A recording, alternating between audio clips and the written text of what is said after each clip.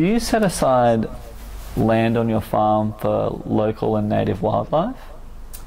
Yeah, so we've been, when we got here, all of the so-called shelter belts were just single lines of cypresses. That's not true, there are some manna gums up in one section, but mostly it was single lines of cypresses. So one of the very first things we did was we got Land for Wildlife to come and walk around with us and give us some advice about what they would do to increase habitat for wildlife and their views on some of the local species of flora for us to grow. We have a remnant stand of snow gums on top of the volcano, which is quite unique for this region. So Stuart's been collecting seed from that and then planting more of those up there on the top of the volcano to regenerate all of that.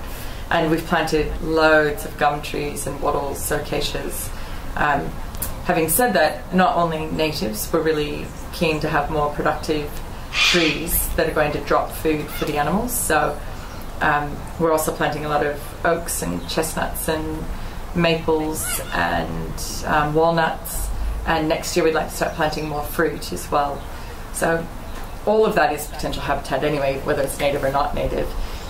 In terms of wildlife with the pigs though, to be honest, we discourage wildlife out there, and that's for a number of reasons. One is we don't want foxes in their paddocks. We did lose a litter once to foxes.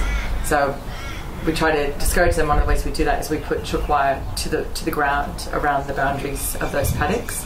We don't want it to be a wildlife corridor because of the foxes and the rabbits obviously as well. But even for the kangaroos, and that's because you can pass viruses from wildlife to livestock. So we don't want to keep them out, and we've been doing things like pulling the barbed wire off the top of the fences because we don't want that there we want wildlife, if they do jump over it, to survive the jump. But we would like them to preferably go around that area and onto the rest of our property.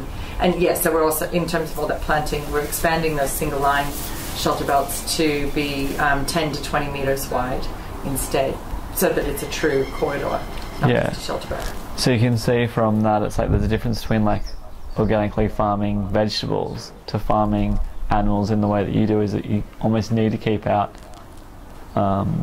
native wildlife. To some extent, you do. Yeah. They'll also introduce worms into your herd. I mean, there are a lot of things that they can bring that you don't want. Yeah. So we don't want to exclude them entirely. Like if they really want to go through there, we want them to do that. But we'd rather that they went around. But it's quite a distinction, isn't it?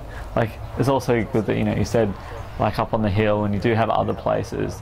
Just in regards to where you raise the animals, that has to be a little bit different. It does, yeah.